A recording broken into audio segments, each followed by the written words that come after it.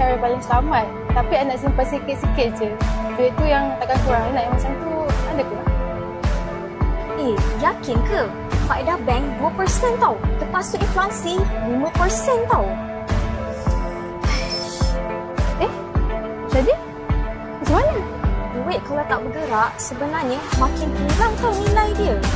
Biarkan duit bekerja untuk anda. Dengan membeli belah dan berjimat, anda boleh kalahkan inflasi.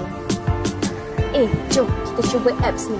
Boleh jana duit tau. Lepas tu shopping boleh dapat cashback. Best kan? Wah, duit I boleh bertambah. Shopping pun boleh buat duit.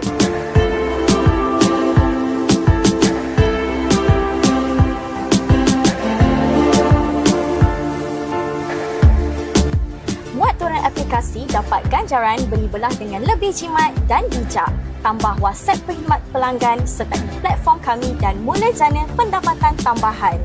Jangan tunggu lagi, mulakan sekarang.